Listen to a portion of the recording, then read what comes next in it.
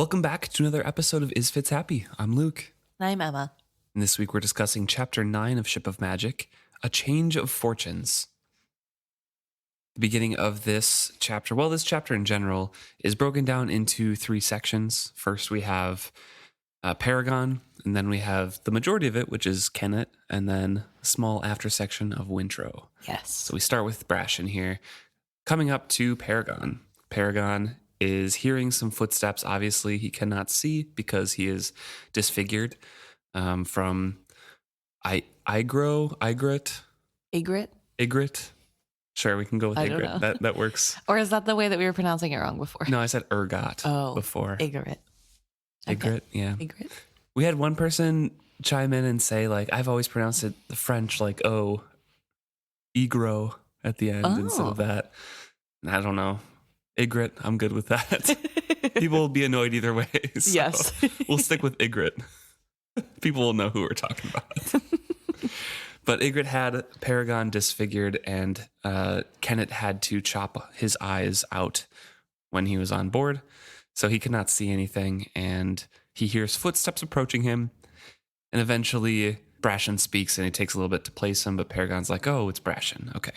Because he's thinking about who could be circling, who could be coming up. It's probably not the kids because they're usually running around and throwing rocks. So Who is it this time? But also in the discussion of it can't be a child because they throw rocks, we learned that live ships feel pain. Yeah. Yep. He talks about how one of the hardest lessons he's learned is that whenever the children come to throw rocks, he has to not move at all, because if he dodges, they get more enjoyment and stay for longer and keep throwing. And it's really hard for him because it doesn't hurt that bad, which implies that he does feel some level of pain from being pelted by a rock. Well, and later on he does recount the only live ship he knows that has died and was screaming as he sunk on fire. So yeah. And so he talks about how it's more just scary to sit there with his arms crossed and do nothing with no knowledge of where any of the throws are coming from. When one fears a blow and cannot know from what quarter it will come, it is hard not to try to guard one's face, even when all that is left of that face is a mouth and nose and the splintered wreckage that a hatchet has made of the eyes. So we're in Paragon's head here, and he is extremely fatalistic about things. Right. He's hoping, he knows that high tide is coming very shortly, and he dreams of a storm that will carry him out to sea and sink him once and for all. A lot of things and a lot of ways that he's imagining death or kind of his demise. Right. Or his equivalent of death, because he's not even sure Wizardwood could die. Right. We do, like Luke said, we do have where he remembers the one live ship he ever knows that for sure died. And that is a ship that burned to death with hours of burning. Tynester or Tinister had perished in a fire that spread swiftly through his cargo holds full of barrels of oil and dry hides, consuming him in a matter of hours of the ship screaming and begging for help. The tide had been out. Even when the blaze holed him and he sank, salt water poured onto his internal flames. He could not sink deeply enough to douse the deck fires. His Wizardwood self had burned slowly, with black greasy smoke that poured up from him into the blue sky over the harbor. But he had burned. Maybe that was the only possible peace for a live ship, flames and a slow burning. He wondered that the children had never thought of that. Why did they fling stones when they could have set fire to his decaying hulk a long time ago? Should he suggest it to them sometime? So this is obviously very sad, a very sad topic, and sad that he is contemplating this. Yes. But also we know that part of this comes from the order that was given to him by Kennit. Yep. And so it's hard to tell if that is this duty he feels towards Kennit of how to best enact on that, or if this is also his own depression. It's really hard, I think, for me personally to grasp what level of humanity to give the ships, the live ships in general, especially Paragon, who we're in the head of. I mean, they feel pain. They're humanoid. It's just I consider them full characters and full expressions of emotions, to be honest. Yeah. Obviously, they're different than humanity, but Yes. Paragon does feel love for Kennit, and it's not just out of duty, in my opinion. I think it's also out of the love. He was the only one he was bonded to, really, and felt comfortable around. Because thinking back on the history of the Paragon, I think, I was reading up on this. His original owner and son died on his decks, and he was quickened from that.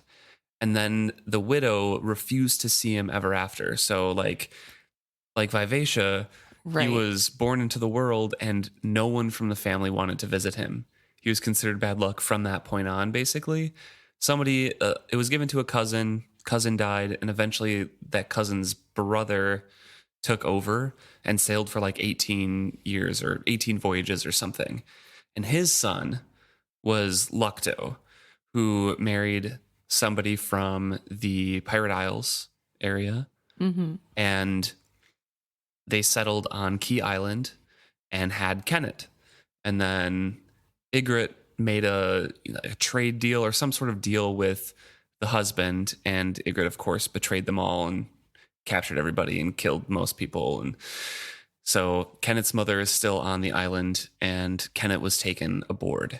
And Kennit's really the only one that Paragon kind of opened up to after the whole first sinking and being traumatized from Right. being newly awakened in your family. He was the first like kid that he got to be around, really. Right.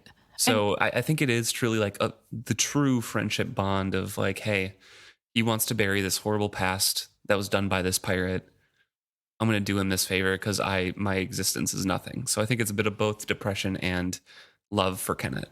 Interesting. Okay. I think also thinking about his past in that context, it is probably part of the reason why he struggles so hard with his dragon parts of himself. Right. Yeah. And maybe also it's because he is two different dragon yes. bodies, but I bet that wasn't helped by the fact that he was neglected for so long. Definitely. His whole upbringing is very tragic. Yes. So he recognizes Brashen. Brashen kind of touches him on the elbow to let him know he's there. They shake hands. They go through a familiar conversation that kind of soothes Paragon's heart a little bit of like, why are you out here? I'm most unlucky ship. Brashen's like, oh, I've had the worst luck myself. So we're a match made in heaven, basically. Right. And asks for permission to come aboard and sleep and have shelter for the night. There's also talk here about how time passes for Paragon. Yeah. He doesn't really, which isn't a surprise, but he doesn't really have a good grasp on how time flows. Obviously, he's blind, which doesn't help. But when Brashen says it's only been a year or two, he's kind of surprised by that. And he's like, that's a long time for you guys, right? Which implies that he would think that it wasn't that long ago that he saw Brashen. And he says, I've been shored here for 30 or so of your years, which again, it's like, so do live ships have their own way of counting? Do you think it's like, I think he just holds himself as apart different from humans so much, right? So that he's just like, I am nothing. Like I can't compare myself to you guys because I'm so different, you know? I think that's where it's coming from. So you think this is like a Paragon unique thing, not all live ships? Yeah. Okay. Never mind then. I personally think so, at least. I was just wondering if maybe they count years differently, like our version of like dog years. Maybe. I mean, things are a bit different. Vivacia did comment on, I don't remember her exact quote, but when she was talking to Wintrow about, I've been around for generations already, but I'm just kind of being born kind of thing. Like, right. What happens when you guys wither and die and I'm still here? That sort of stuff. So there is like a sense, a perception of them being long-lived or eternal even. We don't really know how long live ships can last, presumably forever. So I feel like there is a different sense or understanding of the passage of time between live ships and humans, but I think Paragon specifically is trying to hold himself aloof from anything human because he has been shunned for so long. Right, that's fair. And also the humans he has had contact with weren't necessarily all amazing. So Right. I could see why he'd want to be separate from that. But he does allow Brashen to stay. This is part of the ritual that he is enjoying. And I think it's something that we see with Paragon a lot. Paragon likes patterns and he likes doing things ritualistically. And I think it soothes him and keeps him present.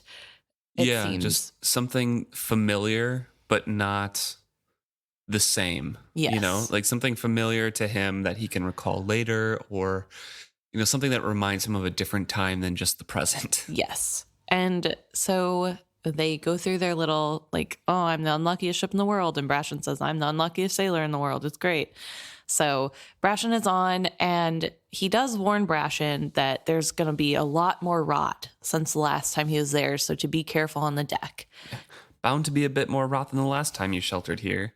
And he feels Brashen on his deck, scrambling because Paragon is tilted. Yes. And Paragon remarks on how it's kind of weird to have a man on deck after so long, probably a couple of years since Brashen was the last one here. Right. And Brashen is yelling up cheerily, saying, no more rot than the last time I was here. And there was damn little then. It's almost spooky how sound you are after all the weathering you must take. Spooky, Paragon agreed, and tried not to sound glum about it. It is really interesting to think about the fact that Paragon really has no concept of what's going on. Even though he can feel in some ways, it kind of, I wonder if it's amplified by his own internal feelings and not just like the physical feelings, because he does talk about how he can feel the worms boring into the non-wizard wood parts of him and eating through, and how that like feels bad and it hurts and stuff. And I wonder if, since that is the only thing to really keep him company here, if that just is magnified in a way, and that's why he thinks, oh, there's going to be a ton more rot, even though it's only been a year. I think it's also his kind of depression, kind of hoping like, hey, I'm probably falling apart. That's fair. I think it's a little bit of both. I mean, he is alone with just his thoughts for 30 years. And yes. Kind of bound to focus in on any sort of, and blind, so you're bound to focus in on any other sensations you might have. Yeah, definitely. Brashen finds his hammock still in the same place he left it as the last time, and that recalls a memory to Paragon of the last time Brashen was here, something that he holds fondly in his heart. Brashen taught him how to weave a net. He was drunk around a fire and tried to teach Paragon how to, do something. And Brashen is like, wow, no one ever taught you that something like this before? It's like, yeah, no one has ever wanted to, like. You're making that seem as though Brashen was out of the kindness of his heart asking, no one ever taught you this? He was like, didn't no one teach you before? Angrily, as he's trying to have Paragon learn new knots by feel alone because he is blind. That's true. It's true. So it's not as nice as you had made it seem. Paragon replies, no one. At least nothing like this. When I was young, I saw it done, but no one ever offered me a chance to try it for myself, Paragon had answered. He wondered how many times since then he had dragged out the memory to pass the long night hours. How many times he had held his empty hands up before him and woven imaginary lines into the simple webbing of a hammock. It was one way to keep the deeper madness at bay. And the deeper madness, I believe, is the whispering that his two wizardwood dragons in his mind were like telling him and talking to him about, and the serpents that came up to him when he tried to sink himself before. Yes. Also, I noticed that this is very similar to the stone game that Fitz uses to ground himself that's against the skill pull. And just reminded me of that imagery of it's this very repetitive thing that you have to, it's a pattern that you're trying to think about, and focusing on that simple pattern keeps you on that instead of something else. It's a good parallel. So Brashen is settling in here. Paragon's kind of taking stock, and Brashen can kind of sense how hungry for companionship Paragon is, but is extremely tired. So he's like, just give me a few hours to sleep and I'll talk to you about all my trips since we've last talked, Paragon, in a bit. I just need to sleep right now. And Paragon's still taking comfort just from the little companionship of somebody sleeping on board is. Yeah, it's incredibly sad. I mean, obviously Paragon is deeply lonely and does want companionship, and he just isn't able to have that. I don't think he really gets to be that way very often. It was not much for company, but it was more than Paragon had had for many a month. He folded his arms more comfortably across his bare chest and focused on the sound of Brashen breathing. Yeah, because all the other visitors are like Mingsley with the Chalcedean guy looking to buy, or Mingsley is the Chalcedean. David Restart with Mingsley. Yes. Talking about selling him and chopping him up and things like that. Yeah, or children throwing rocks. Yeah, it's not great company to keep. But also, I think it's really interesting that he and Brashen do have this sort of connection. They're both social outcasts and probably find some sort of solace in each other in that way. Right. But I do find it interesting that he does find solace in Brashen, and that they do have a sort of deeper connection, at least that I'm reading into, especially because Brashen says that, or it says that Brashen could sense his longing for company. I think that's so interesting because Brashen isn't a Ludluck. And right. So it's interesting to see this sort of takeover. And we know that eventually Brashen takes over, and Althea, but they and their children are going to be the ones to continue to sail on Paragon. And I can't believe we didn't think about it before, but we were talking before about, could Vivacia's heart be turned to Kennit? And you had said no. And I was like, oh, I don't, how would we ever know? And I think it's really interesting because we have just that. There are still living Ludlucks, but we have Paragon, who is sailing without a living relative. That's true. And who is like ends up staying with these other people who are not quote unquote his family. I don't know if it's different, but Kennit does die on his deck, and he does have Kennit's memories in him after he was awakened. I don't know if that makes a difference, though. Like, so does he still have a family member with him then? Because Kennit becomes a part of Paragon? So you think if Vivacia had, like, Althea die on her deck now that she's awake, then anybody could sell? Not just on your deck, but, like, willingly take the memories from that person. Like, have an exchange like Kennit and Paragon did. Mm. Theirs is a unique circumstance-ish. I'm just throwing it out there of, like, maybe that counts as a family member, to just not totally discount the family member theory. Yeah, I don't know. And also, I mean, Paragon is kind of a weird case anyway. Right? Like, this isn't... I mean, the wiki that I was reading, I don't remember this for a fact, but the wiki I was reading about Paragon said it only took 2 family members' deaths to awaken him. So I don't know... Like, if there was a third one there, like 3 is a hard rule, and the third one was somebody else, not from the family, which opens it up a little bit more, or if 2 is, I don't know, Paragon just seems like an exception because he is the only one with 2 dragons as well. Right. So I don't know. You would think it would take more deaths to make him awaken with 2 dragons. You would think so. Like 6 deaths instead of 3. I don't know. Whatever. Maybe 3 isn't even a hard rule anyway. Yeah. Although... they seem to know, Althea and her father seem to know that this would be the time. His death would be the awakening of the ship. Yeah, 3 seems to be a pretty hard rule for every other live ship. Maybe. But that is just like the family, quote unquote, deaths. Yeah. So maybe like the attack or whatever, a lot of sailors seeped into Paragon, you know? Yeah. If Paragon was just kind of accepting everybody. It doesn't happen very often where people die on a live ship. True. I don't know. I don't know It's either. a weird thing that I don't think gets addressed. No, I don't think so either. But yeah, it does make the case weaker for a family member has to be on board. But I mean, it still makes it a lot easier. Yeah, I suppose. Maybe it just is something that nobody's ever tried, because why would you try it? Right. That's why Kennit is a visionary. Maybe, maybe not. Speaking of Kennit, we get to Kennit wooing Sorcor.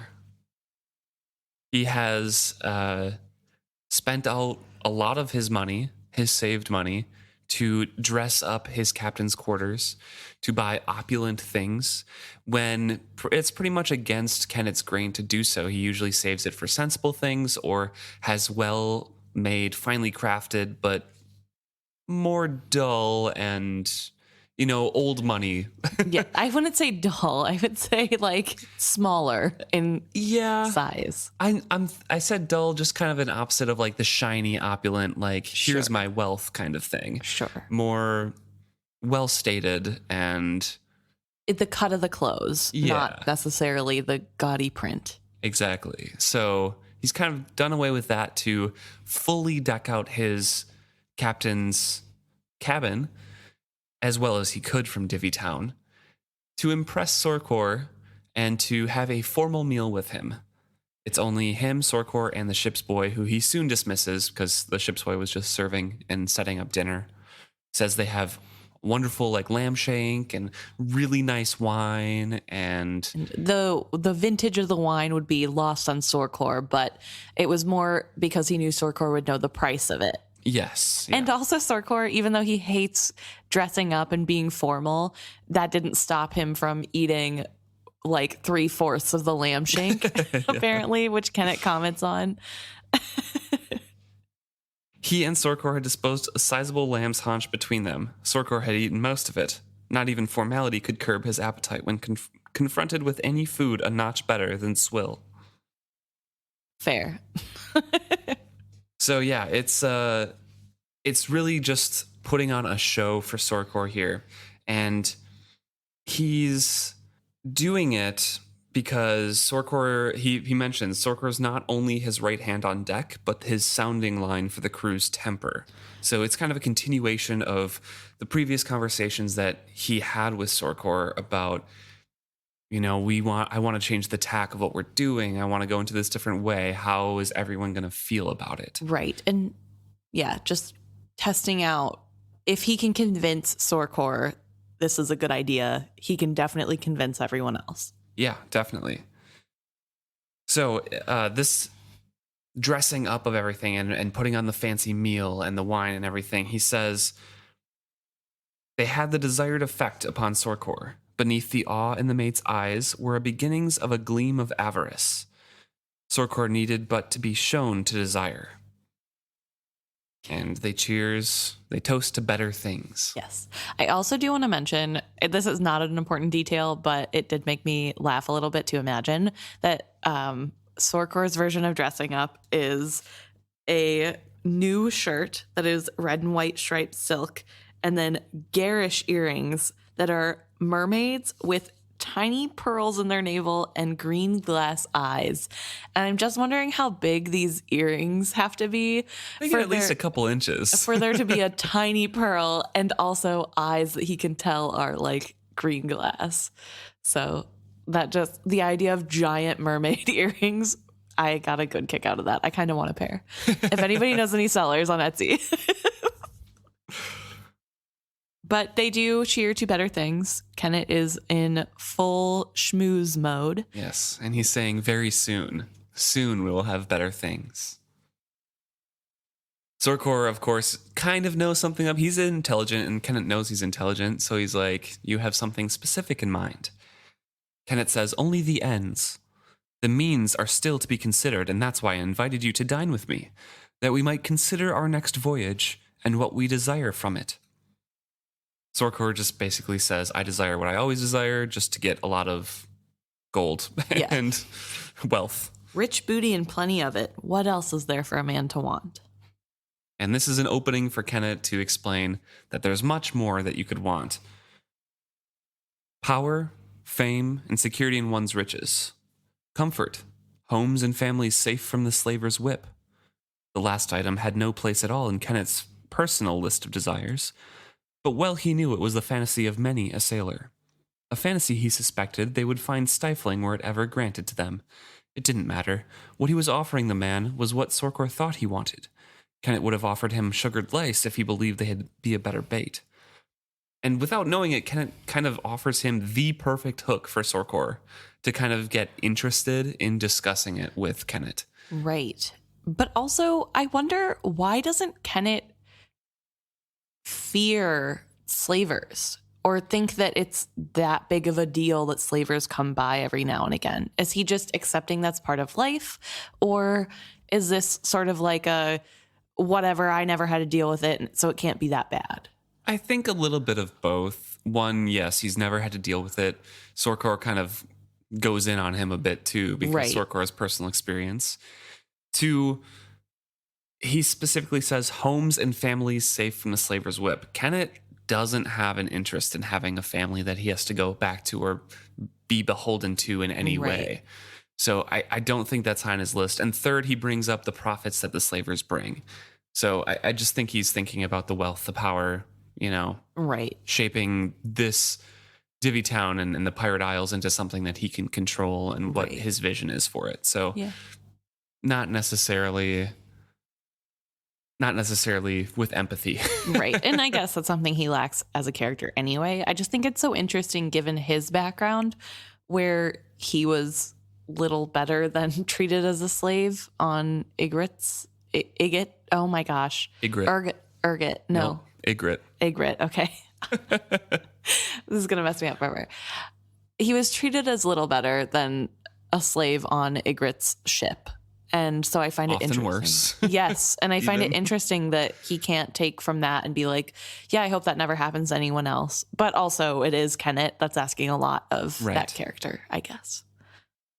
Now there's of course it's a Kennit section, so there's lots of talk of the emotions that people are portraying their words with and his careful calculations of what he portrays. So next he says that Sorcor affected a clumsy nonchalance.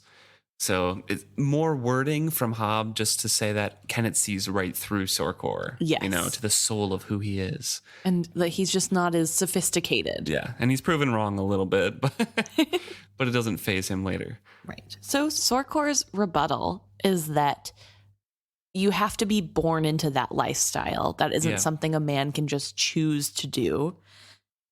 And Kennit disagrees. He says that it's something that you have to reach out and take for yourself. Lords and nobles, you say, and a man has to be born to it, you say. But somewhere there had to be the first lord. Somewhere back there had to be some common man who reached out and took what he wanted and kept it too. Sorcor took another drink of his wine, slugging it down like beer. I suppose, he conceded. I suppose those things all had to get started somehow. How? He finally asked, as if fearing he wouldn't like the answer. And Kennit tries to play with the words and be fancy and say, well, you have to reach out and take it. And Sorcor doubles down and says, yeah, but how? Okay, enough of that. Tell me the plan. And Kennit's idea is that it's no different than how they get their wealth as they have it now. It's just a different scale. We'll be setting our goals a bit higher, as his exact quote, which did make me think that Kennit has his own little vision board in his back compartment or something. And he's like, all right, and here's me on a throne with a crown. And you just got to put it on your vision board, Sorcor, manifest it. Manifest. And Kennit is remarking that Sorcor is kind of shifting nervously at this, and he says when he spoke, his deep voice had gone almost dangerously soft. What do you have in mind? Kennit smiled at him. It's very simple. All we must do is dare to do something no one has dared to do before. So Kennit is dancing around the whole conversation that they had previously, and Sorcor is just immediately like, you're talking about that whole king stuff, right? Like, no one is going to go for it. Pirates And don't want a king. yeah, pirates don't want a king. Kennit forced his smile to remain. He shook his own head in response to his mate's charge. As he did so, he felt the blistered flesh underneath the linen bandage break anew. The nape of his neck grew wet with fluid. Fitting. No, my dear Sorcor, you took my earlier words much too literally. What do you suppose, that I see myself sitting on a throne, wearing a gold crown covered with jewels, while the pirates of Divvytown bend a knee to me? Folly, sheerest folly. No man could look at Divvytown and imagine such a thing. No. What I see is what I have told you. A man living like a lord, with a fine house and fine things, and knowing he will keep his fine things and fine house, yes, and knowing his wife may sleep safely at his side, and his kiddies in their beds as well. He took a measured sip of his wine and replaced the glass on the table. That is kingdom enough for you and me, eh, Sorcor? Me? Me too? There, it was reaching him at last. Kennit was proposing that Sorcor himself could have these things, not just Kennit. I want to stop quickly there to first, quick aside, go back to his bandage breaking. So this is at least a day after the last time we left Kennit, who was leaving Bedel's Bagnio, walking away from Etta, getting a tattoo. He has already burned it off. Yes, and I believe the fitting remark is that is his shame of getting it wrong the first time. Yes. And so it's fitting that should blister as he's being reminded of the failure of the last conversation. Mm-hmm. But he is a lot more successful this time. Because, again, we noted this before in his last conversation with Sorcor, he easily backs off of what he has said and then dances around it to go at a different angle again, saying, oh, no, you took me literally. Yes. And just like the last conversation of like, some people say it with these big words, but I like to speak much more plain and says it a different way. So gaslight him, queen. Yeah. So Kennit is going like, no. I know pirates don't like kings. Duh. Obviously, I know that too. I'm a man of the people. Yeah, I would never insist. No, I just think we could be like a king and lords and live. He specifically doesn't use king except in the disparaging tone of like, you think they're going to bend the knee to me? We could live like lords. Yes. He goes more towards like, we're just powerful people with a lot of money and safety. Yes. Instead of one person is ruling them all. And then relates it to Sorcor. I mean, it's a brilliant manipulation tactic to go down. He knows Sorcor very well. He underestimates him in some aspects, yes, but that's because he lacks empathy to even understand where Sorcor might be coming from. Right. So yeah, he misses like the slavery part, but he really hits on everything else that Kennit himself feels, like the greed and the want for more and things like that. Yes. And he can really appeal to that in his first mate. But I think it's not only the greed that's getting to him. I think it's also the idea of safety. Yes, I think 100%. And I think wanting to settle down in a family. Yes, I think Kennit is thinking that the greed is what's getting to him, but I don't think it's necessarily the greed. I think it's more of the idea of safety. I feel like that is what's pulling more at Sorcor's heartstring, and also the idea of slavery not being an issue anymore. I think Kennit doesn't realize how much that is also affecting this conversation. Yeah, we'll talk about it later too, but Sorcor kind of brings up like, if you do this, then they'll get you on your side more, and Kennit's like, nah. No, and he's wrong. Right. Sorcor's right. So anyways, it's kind of getting through to Sorcor that he could have this as well. And Kennit is like, what, you think I would ask you to throw in with me as you have done before? Would I ask you to risk everything alongside me if I only had my fortunes in mind to improve? No, of course not. You're not such a fool to think that. What I have in mind is that we'll do it together. Yeah. Me. Yes, I absolutely think that's what you planned.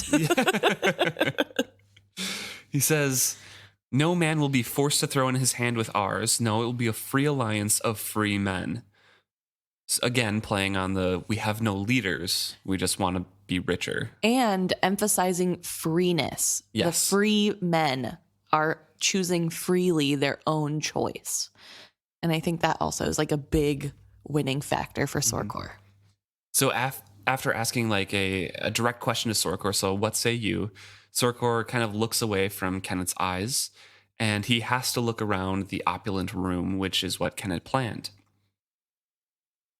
So, in the depths of his soul, Sorcor was more cautious than Kennit had anticipated. So this is where Kennit kind of first underestimates him. Yes.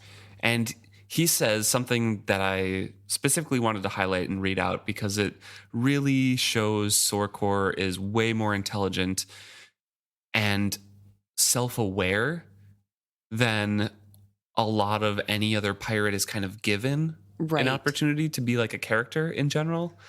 He says, "You speak well, and I cannot think of a reason not to say yes, but I know that does not mean that there isn't a reason. Speak plainly. What must we do to bring these things about?" So he understands. He's aware that he doesn't have all the answers. He doesn't know everything. He might not be on the same level as Kennit, but he's aware enough to know this sounds nice, but I know there has to be a catch. Honestly, right now, Sorcor is my favorite character, and he should give this conversation to Kefria so that she can think about that next time she's disagreeing with Kyle. We're like, well, you're speaking really well, but I still know that there's something wrong with it. I just don't know what. It's a perfect parallel, actually, because Kennit chose Sorcor because he wanted somebody competent and is trying to manipulate in the same way that Kyle chose Kefria because he wanted someone complacent and is manipulating him. But like, because of that choice, they fight back in different ways. Kefria, not at all. But she still has the wherewithal to know, like, oh, maybe he isn't right, but he just speaks so well. How could I not trust him? Exactly. And whereas Sorcor, I think, does the important thing of questioning and also admitting that he doesn't know, which I think is really big. I wish more real life people would do that. I think it's actually a really good thing to be like, you know what? I like what you're saying in theory, but I have no knowledge of this topic, so I don't really want to make any heavy comments. The just the sentiment in general is really well said here. I like it a lot, so I wanted to highlight that about Sorcor. So he directs the question back to Kennit, like, I'm not going to say yes right now. Speak plainly to me. What do we have to do before I just say yes? Right. And Kennit is like, we have to do something big. We have to dare. And Kennit's like, I have the man, even if he doesn't know it himself, because Kennit truly believes in himself that he can get through anything. He's not even fazed by Sorcor really questioning him more. But he's a little like, oh, I underestimated him briefly, but that's okay. I have a ton more to talk about on this subject. Right. And I mean, to be fair, people don't ask questions about something they're not interested in. Right, yeah. And his answer didn't say that he is absolutely hardline no on it anymore. So, like, I think he's right. And I think that is coming from a place of having experience haggling or just negotiating with people. You kind of get a read on how to tell when a person is you're in the end stretch. Like, I'm going to be able to convince this person, versus back on the other conversation they had, he could tell at this point in the conversation that he wasn't going anywhere. Right. And so I think this is a really interesting to see how good Kennit is at actually reading people in some ways. Like, we do talk about how he's like obviously missing some empathy and not exactly, like, I don't know, who knows how good his descriptions are, but about himself, I suppose. Fairly accurate in general, though, about other people. Yeah, how the actions are playing out, it seems as though he might not be far off. Yeah. So Kennit lays out a scenario to Sorcor here and lays out what we kind of talked about his goals were before. And this is where the whole wealth and trade, tariffs come in. So says, pretend you're a merchant, you're in Jamalia or the Southlands, and you want to bring cargo up through to Bingtown or Chalced in the lands beyond. You either have to risk the outer seas around the Pirate Isles or go through the fastest way through the Pirate Isles. Right now it's risky because we're pirates. Right. Outside is risky because you could just get caught in a storm and lose everything. And there's serpents in both. Sorcor brings that up. He's like, what about the serpents? It's like, yeah, the serpents are bad in both. So it doesn't really affect which one you take. What if I told you you were a merchant skipper and you were faced with this choice, but a man comes up to you and says, Sir, for a fee, I can see you safely through the inside passage. And I have a pilot who knows the channels and the currents like the back of his hand, and not a pirate will molest you on your way. What would you say? And Sorcor is like, well, what about the serpents? He's very worried about the serpents. Yes. And Kennit says, well, we could hire a ship to follow along that just is archers taking down the serpents, or they're a problem in both sides, so they're going to have to deal with it either way. Yeah. What if one way is a little bit more safe, though?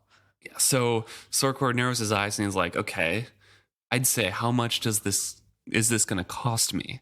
Because, yeah, it's a great deal. Yeah. But there's that price on there. So he's like, okay, what's this going to cost me? And that's where Kennit knows he has him as well. So he's like, exactly.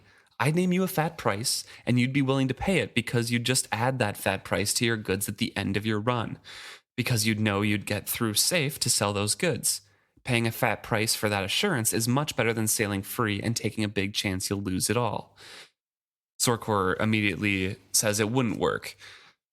And he explains that like the other pirates would just kill you and take all the money. Like they would just attack you. And he asks, why would they sit back and let you have all the money? And Kennit gets to explain, because they'd get a cut of it.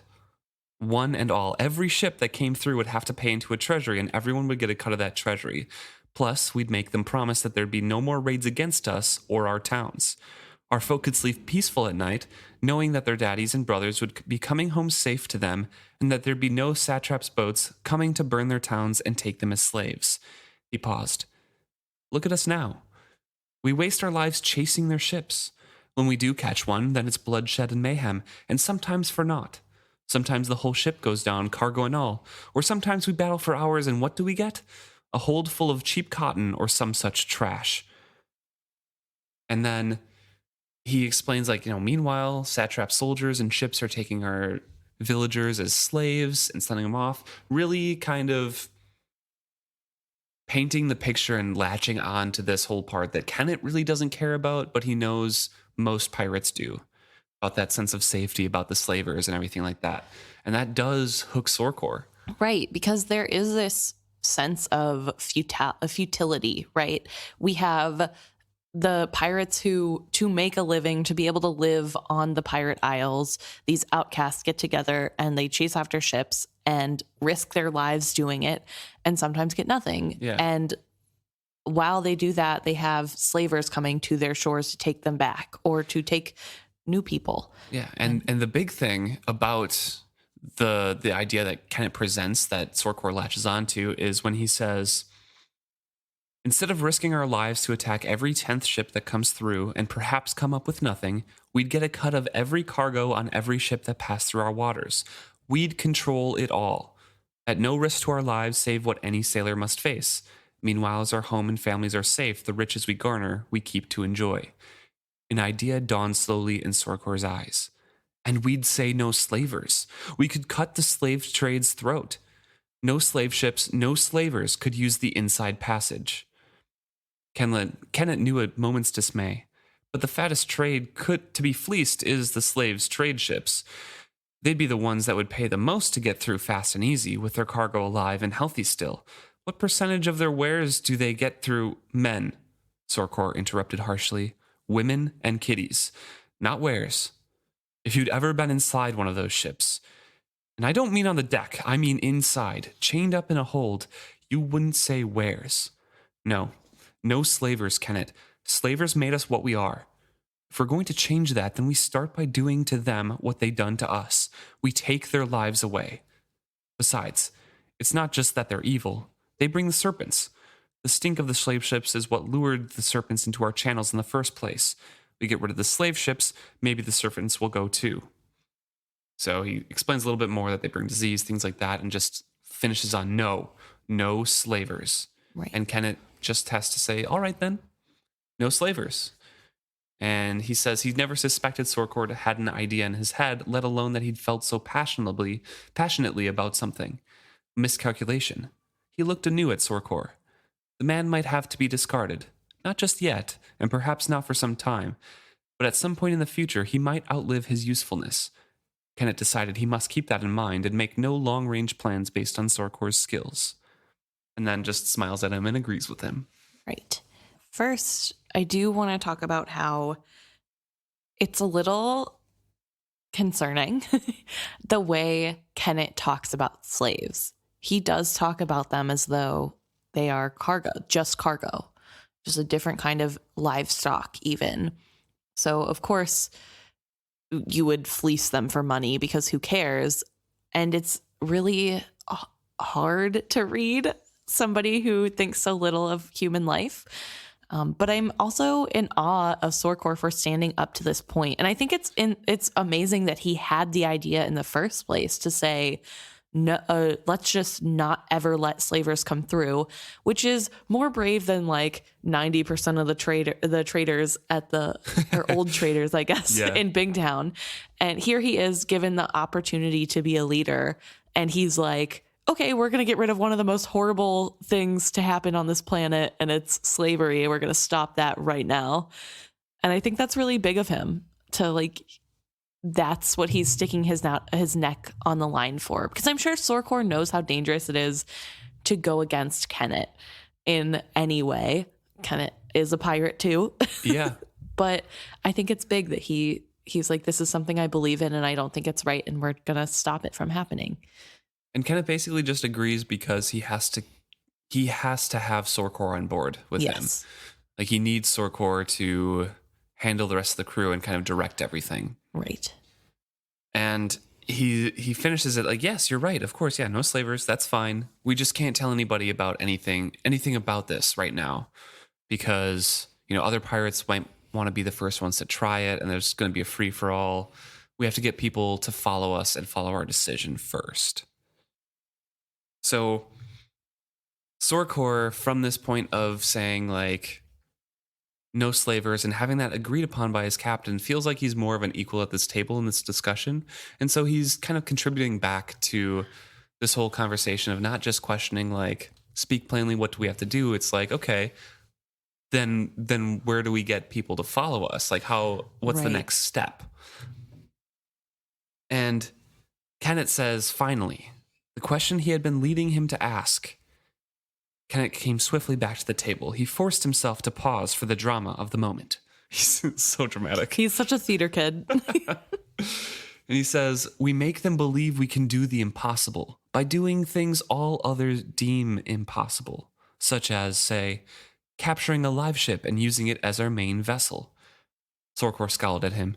Kennit, old friend, that's crazy. No wooden ship can capture a live ship. They're too fleet. And we go through this whole superstition of like, they'll cry the channel to their steersman and, they're unpredictable. You need someone from the family on them. Otherwise they'll kill everyone. Like, what's that one ship? The Pariah. Right. That's what happened with the Pariah. Yes. And Kennit just kind of chimes in like, it was the Paragon. And yes, I know all the myths and legends about live ships. And his own family members do indeed call him the Pariah now. Mm-hmm. Which means that he has been kind of keeping tabs on Paragon, which is kind of cute.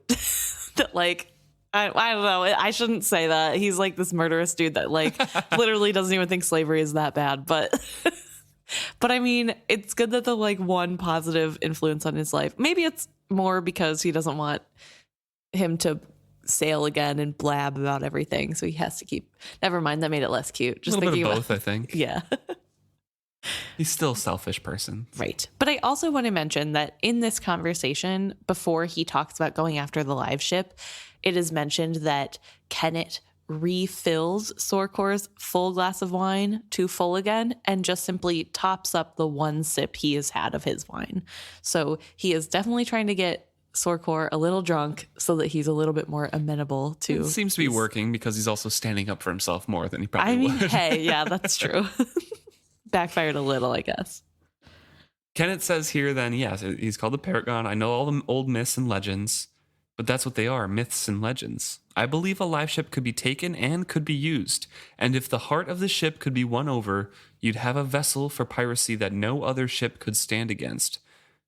It's true what you say about the currents and the winds in live ships. True also that they can sense a serpent long before a man can spot him, and cry out to the archers to be ready.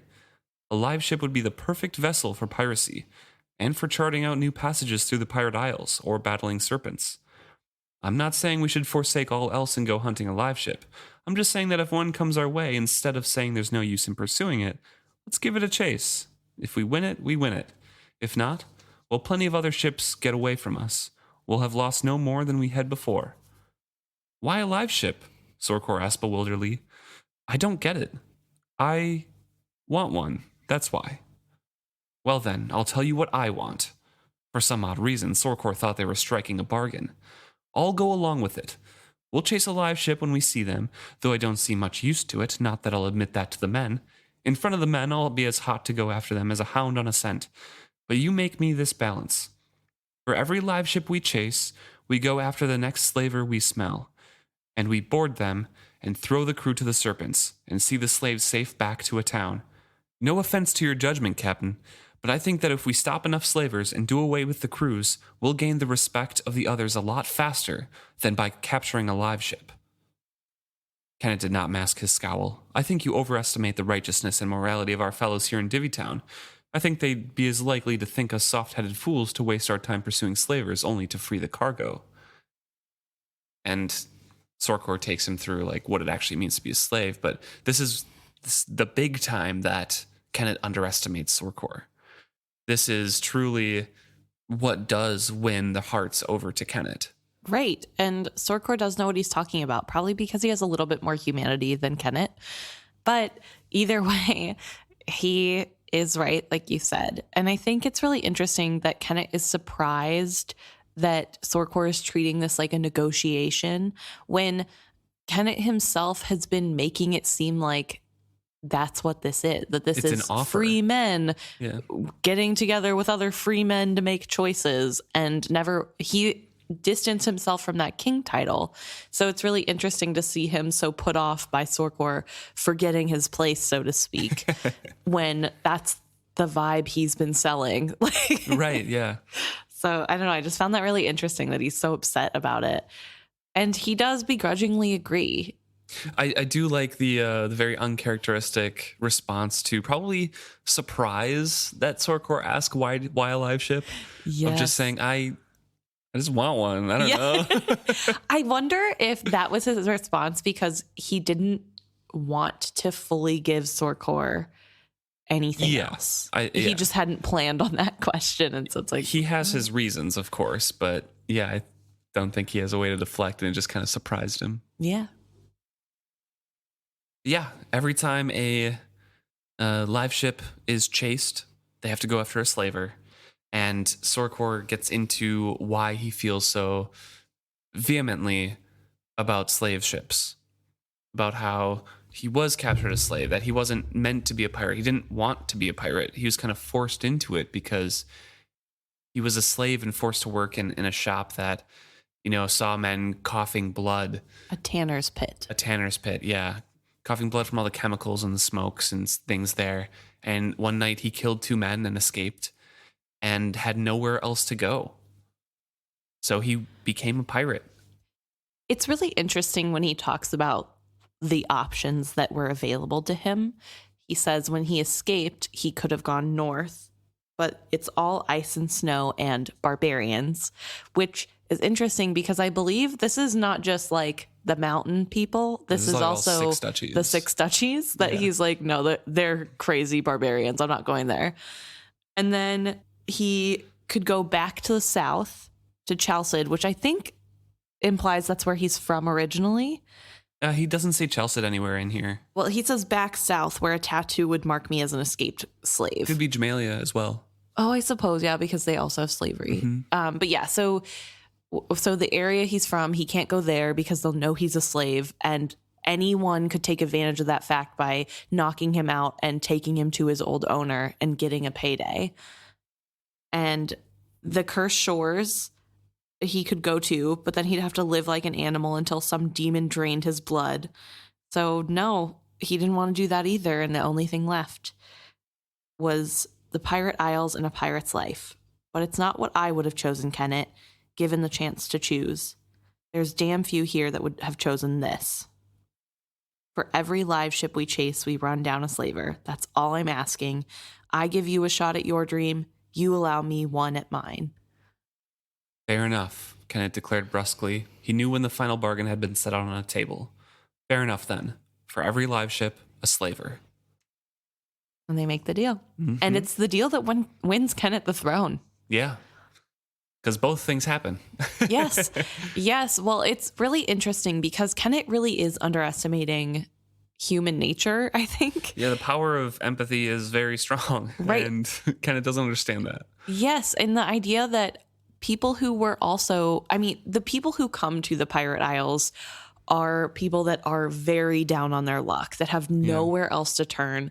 They feel as though they can't go home and they can't go anywhere else either. So they're here. And most of them are slaves or are family members of slaves. Or running from jail or something. Yes. Yeah. Or running from becoming a slave. You know, like there's a lot of the slavery in the history of this place. And so I think that is why so many people are touched. And on top of that, even the people who don't care, they're going to be outnumbered because you're bringing people that you have saved into the town. And it's going to create loyalty. I'm surprised he didn't look at it like this because I am and I'm not surprised. So he went in very calculating to get his own crew loyal to him by doing various things and being very calculating and manipulative. But he doesn't see the slaves as people. He sees them as wares. So he doesn't think that by freeing them, he would create loyalty. He just sees it as like, this is useless. They're just slaves. I wonder if it's not even that. So my point of view isn't necessarily that he doesn't see the slaves as people. It's more that the way he won his crew was with, number one, getting them a lot of goods that cost a lot of money. So they make a lot. So greed. And number two, being ruthless and killing other people that stood in their way. Those are the two things that won them over. And I think that fits with his personal narrative of what are important to people is power and greed and like money.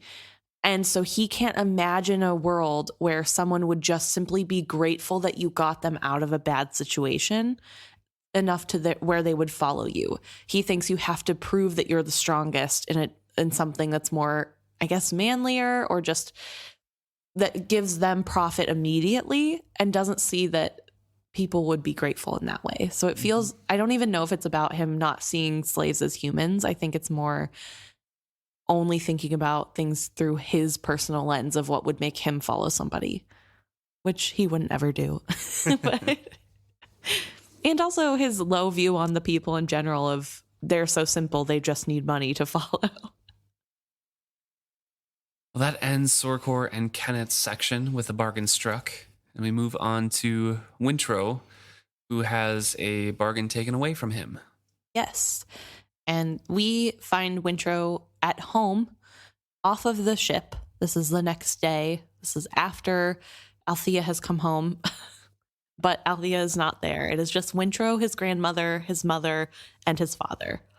And they are at one end of the table, and he is at another. And he says it feels like they're a council getting ready to judge him. And maybe that is what this is, but he wants to convince them that he does not need to be on this ship. Yeah, so we kind of come in media res to this section. They've obviously already told him that he's going to be on the ship and has to leave the monastery, the priesthood. And he's kind of pleading his case right now, saying, you know, you sent me off to be a priest. It was not my choice.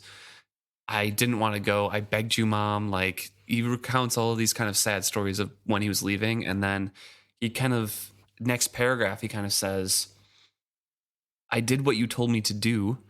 I left here and went off with a stranger. The way to the monastery was hard, and when I got there, everything was foreign, but I stayed and I tried. And after a time, it came to be my home, and I realized how correct your decision for me had been. I love serving Sa. I've learned so much, grown so much, in ways I cannot even express to you. And I know I'm only at the beginning. That is all just starting to unfold for me. It's like, he fumbled for a metaphor. When I was younger, it was like life was a beautiful gift, wrapped in exquisite paper and adorned with ribbons, and I loved it, even though all I knew of it was outside the package. But in the last year or so, I finally started to see there is something even better inside the package. I'm learning to see past the fancy wrappings to the heart of things. I'm right on the edge. I can't stop now. And Kyle just chimes in, it was wrong. And Wintrow, for a brief second, has his heart sore in hope, and Kyle just repeats, it was wrong to send you off. It was your mother's idea. I feel really bad for Wintrow in this for a lot of reasons, but also just reading from the point of view of a child who wants to be a little bit more grown up and is talking about how hard it is to talk to adults who disagree with you and how he hates how childish he's coming off. His voice is wavering. He feels like he's going to cry, and he doesn't want to do that because he knows that's not very adult of him, which is not fair because he isn't an adult. And honestly, I am an adult and I still cry whenever I have to argue. So like, it's okay, Wintrow. Sometimes you're just a crier. That's how life works.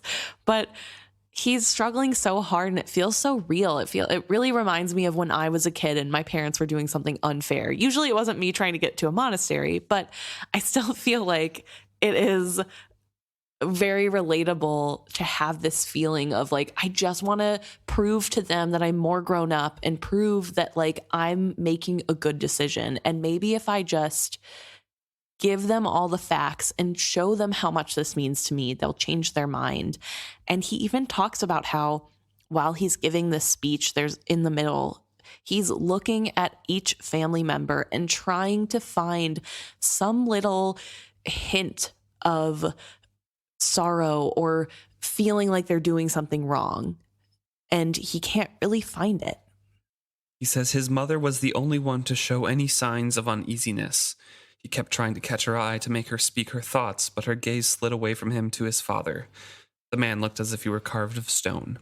Right. And I think it's really interesting. This makes me think of Althea whenever she deals with the family too, that there's this looking for somebody is getting this, like looking for a reaction from somebody that's like, they know that they're in the wrong. They have to know I'm going to play to that. I need to find that. And that really makes me think of Althea.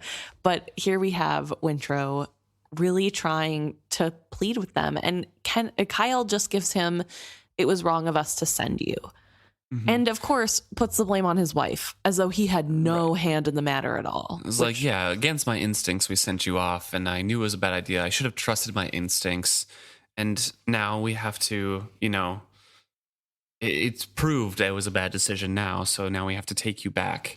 Selden's too young to be a ship's boy. 2 years, even 1 year from now, maybe I could take him on. But we all need to endure this without complaining and deal with the pain of correcting this mistake. Kyle specifically says, we all brought this on ourselves, including Wintrow in that we all, which makes me super upset for two reasons. One, Wintrow was a child and was forced to go against his will. He very clearly did not want to go at first. Yes, he found it to be a place that he really enjoys. Wintrow has no say in this decision. So get out of here with that. We all need to suffer for this decision we made.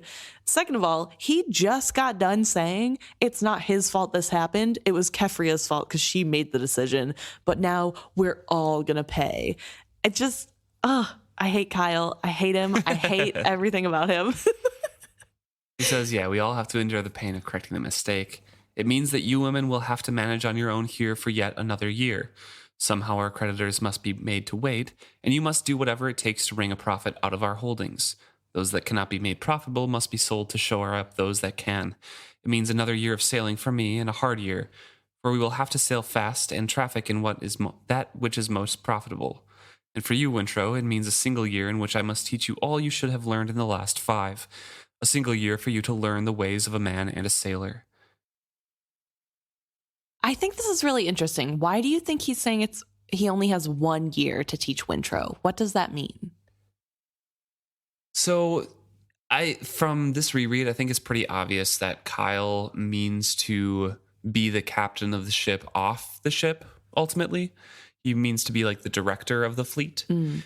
He wants to manage all of the housing as well as have his men captain the ship, and Wintrow's just aboard and be a crew member, right? So his goal is to teach Wintrow on this trip, get a lot of profit to make them comfortable enough so he can come back to shore, and then the rest of the crew can continue to go, and Wintrow isn't a detriment. But does he plan to make Wintrow a captain then, or he just wants? Not right away, that's for sure. But he is probably, he's 13, so Kyle says, I have a year to make you into what you should have been learning to be in the last 5, right? So he doesn't want him to be an embarrassment. He wants to be fine leaving him alone. Wintrow's probably old for a ship's boy anyways, so he needs to make him a sailor because he is a vestrit and a haven, Doesn't want to be an embarrassment to anything. Okay. Well, either way, this is Captain Kyle at his finest is essentially what Wintrow calls it. That this is clearly him in his element. He is ticking things off of his fingers of what needs to be done and what's going to happen next. He's commanding everyone in the room. And Wintrow mentions that he's in for a nasty surprise because this isn't the ship. And there is someone here to go against his word. And that's him. Wintrow stood, pushing his chair back carefully. I am going back to the monastery. I have little to pack, and all I can do here I have done. I shall be leaving today. He looked around the table. I promised Vivacia when I left her this morning that someone would come down to spend the rest of the day with her. I suggest you wake Althea and ask her to go. His father's face reddened with instant rage. Sit down and stop talking nonsense, he barked. You'll do as you're told. That'll be your first lesson to learn. Wintrow thought the beating of his heart was making his whole body shake. Was he afraid of his own father? Yes. It took all the defiance he could muster to remain standing. He had nothing left to speak with. Yet even as he met his father's glare and did not look away, even as he stood still and silent as the furious man advanced on him, a cool and particular part of himself observed, yes, but it's only physical fear of physical things. The notion caught up his whole mind in its web. So he paid no attention to his mother crying out and then shrieking, Oh, Kyle, no, please don't. Just talk to him, persuade him, don't. Oh, please don't. And his grandmother's voice raised in a command, a fierce shout of, This is my home and you will not. And then the fist hit the side of his face, making a tremendous crack as it impacted. So fast and so slowly he went down, amazed or ashamed that he had neither lifted a hand to defend himself nor fled. And all the time somewhere a philosophical priest was saying, Physical fear, I see. But is there another kind? And what would that have to be done to me to make me feel it?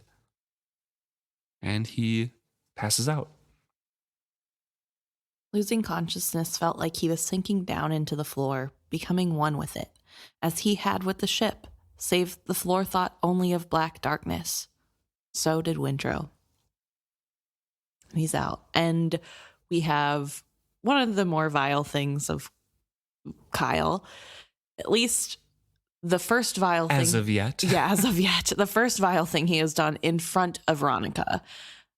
The way Wintrow responds and the way Keffria responds kind of hints that this is not the first time he's laid hands on his children. At least not Wintrow. I don't know if he's done anything to Keffria. I feel like she's pretty complacent and would never, backtalk him enough to make him angry enough to do anything to her. Although with people who use physical violence, I don't know if that's even necessary. Either way, not okay. None of this is okay. Punching a 12-year-old, a 14-year-old boy. Punching a 13-year-old boy in the side of the head because he said that he doesn't agree with your point of view. Not okay. And we know it's not like this is some skinny, lanky guy who doesn't really have any muscles. This is a big, beefy boy. This is a man, I should say, that is punching Wintrow. And he's a sailor, so he's really strong. He works out all the time. And I don't think he held back. I don't think this is a light punch. This is a punch that knocks out Wintrow. And first of all, I hate reading it. It's horrible to think about. But also, I feel so bad for Wintrow. And all he can do is just retreat inside himself and think about Saw. Yeah. I don't know. It's really frustrating. It's also ridiculous that Kyle feels that this is the best way to make someone learn a lesson. Violence is the way. Going into the next chapter, even like he's defending himself, of course, to both Kefria and Ronica. And he's like, well, he has to learn right away to obey me because I'm the captain on the ship. Otherwise he could get killed out there. It's like, you're close to doing that yourself. Yes. Yeah, it is. I don't know. His point of view is really interesting. I won't talk about next chapter until we get there, but it just is really sad. And it's sad that we have to have Wintrow be like, yep, I'm going to get hit. It's just fear of the physical. I don't know. Not great. Yeah, that's rough. This is the chapter that kind of kickstarts a lot of things. This one and the next one are kind of the catalysts for the rest of the plot of this book. So we get Paragon and Brashen kind of linking up again. We have Kennit and Sorcor's deal, which is hugely important to the rest of the plot. Yes. And then the decision that Wintrow is going to stick with Vivacia and Althea is out. Yes. Here. So big important decisions being made. Change of Fortunes is the title. Pretty apt here. Yes. I do really think that the book as a whole, we're now getting to a point where you kind of want to consume every single chapter. I found it really hard to put this book down after just one chapter, like I normally like to do before reading. Read more, and then just reread the ones right before. We'll get more context. Yeah. I know you don't like doing that as much, though. I just forget what happened only in the chapter, which I guess does make it hard whenever I'm like, I don't know when this happens. And sometimes it's literally the next chapter. But I like to be sure that I'm just talking about this chapter. But we're really getting into it, though. Yes. Right. Yeah. And it's really picking up. And you can kind of see now that we're at this point, 10 chapters in, why people like this series more than the Fitz trilogies. I feel like there's more things in motion. There's more action going on earlier. I feel like at this point in Fitz's book, in the first book, we're still kind of getting background of Fitz's wit ability and why that's a bad thing. That sort of generalness. Right. Like there's just not as much action. Like I don't even think, is there a clear villain in chapter 10 of the first one? Yeah, I'm not sure. I suppose there's not necessarily a clear villain here if you're not a rereader either, but there is more like driving action going on. So it's been very fun. I'm very excited for the chapters to come. Lots of interesting things to talk about. Let's see. Chapter 9 is Fat's Vices, which is chapter 9 was the one we just read of this. Yes. So that's some action. That's true. That's probably like the first like real big, Lady Time was the chapter right before that. So we kind of get some more movement, about the same pace a little bit, but this is like 4 different plots going on at once, rather than just a 12-year-old. Yes. It's not just Wintrow the whole time. A 12-year-old saving some small dog or something like that, Although I will say, I feel like Fitz is more tolerable than Wintrow. But I do like Wintrow. I don't know. Yeah. I feel like Fitz is less whiny, which is pretty big because Fitz is the biggest whiner. He is, though. He's 100% less whiny than Wintrow. Wintrow has reasons to whine, and so does Fitz, but it's annoying to read either way. Yeah. I just don't like reading young teens, I guess. Yeah. Harry Potter, Yeah. But anyway. I like those books, though. Anyway, if you guys have anything to add to the discussion or any questions on the theories we've brought up this week, please feel free to reach out to us on all of our social medias. We're at the handle #IsFitzHappy on Facebook, Instagram, Reddit, Twitter, your favorites. Or feel free to message us via email. I guess just email us is a better way to say that, at isfitzhappy@gmail.com. And we will try our best to reach out. Thanks so much for tuning in. Yeah. See you next week.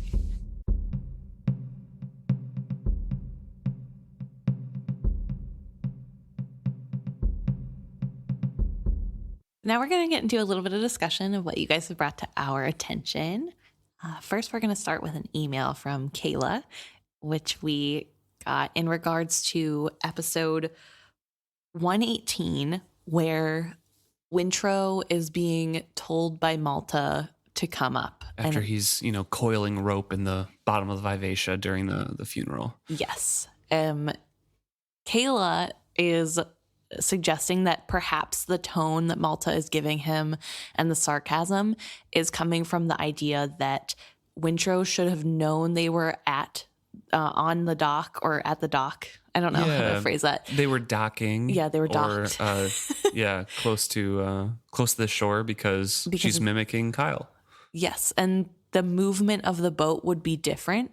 So when you're out at sea, the movement of the boat is different than when you're close to the dock, which I have not been in enough boats to know, but I trust Kayla's word.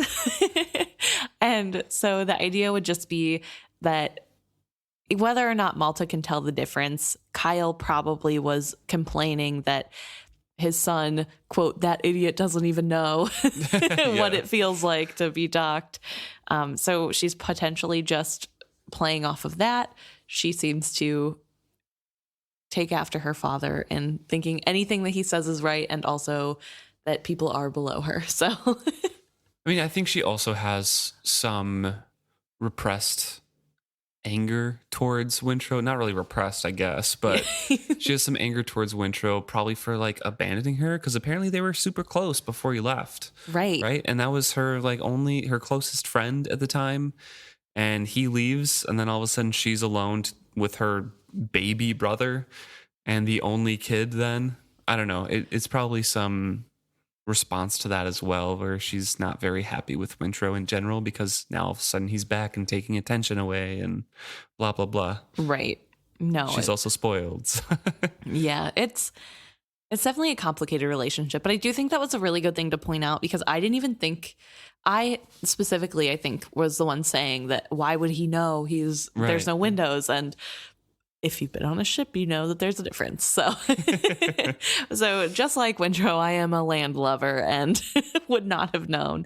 And they also make a really good point that it is just another way that Wintrow is othered. That he is not part of the family in the way that they are. He's not a boat person, obviously. So I thank you, Kayla, for that. It was very interesting to think about. Speaking of Kyle and his disdain for things, we have a Instagram message from Amir talking about the thought of Chalcidians on the worth of a woman's word, specifically with evidence from older or later books. Quotes, I think it's Chancellor Ellick from Fool's Quest. This is quoted from the book, apparently. He says, "But all know that a woman cannot give her word to anyone, for women cannot possess honor. Women promise, and later they say, 'I did not understand. I did not mean it that way. I thought those words meant something else.' So a woman's word is without worth. She can break it, and always she does, for she has no honor to defile." And Amir says, I think that Kyle, while he's much less Chalcidian than the people who quoted that, probably share a similar sentiment. So that's in regards to talking, like Keffria gave her word that Wintrow was going to go to, the priesthood. So him taking it back doesn't matter because Keffria's word doesn't matter. Right. Because in the last episode, we did touch on how he said, yeah, you made that promise, not me. And I think it was, again, me who made the comment, like, why wouldn't he care? Like, why is that not a big deal? Yeah. Because apparently women don't have no honor. So catch me out here making lies. I don't have any honor to defile. Sorry. It is a really good thought to bring up, though, because that is those later books are our closest look into what Chalcidians are thinking, and the Rainwild books as well. They really show the values that Chalcidians have in a way that we don't get in these early books. So seeing it in a diluted form in Kyle really compares the two and makes Kyle's torch of evilness dull a bit almost. Yes. But it does, you get where he's coming from with his values. Right. Probably what he heard growing up and the values that were instilled in him by his parents. So it's not necessarily fully his fault that he thinks that way, because no one has ever challenged his viewpoint. I mean, it seems like the only man in his life who could have done that was Ephraim, and Ephraim is gone all the time. So he didn't really get to chat about women's rights.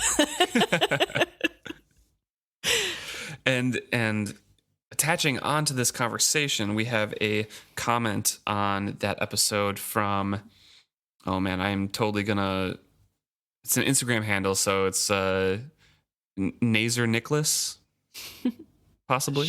Sure. Saying that Kefria really grew on them eventually, was very frustrated early on with the relationship and everything, but Kefria kind of grows into her own later, which I definitely agree with once Kyle's kind of out of the picture and she is forced to confront the dramatic changes that are happening in Bingtown with Ronica.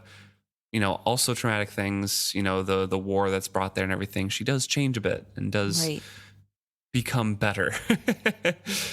Really comes into her own, yes. Yeah, definitely. Thank you guys for those comments. And then finally, we had a comment from Ellen on Facebook. And Ellen does not believe that Amber knows what Wizardwood is, because later when she touches Paragon to reshape him, it is somewhat... Or even before that, I'm guessing. Yeah. Before she reshapes him. Just in general, whenever Amber meets Paragon, it is stated like she hasn't touched Wizardwood before.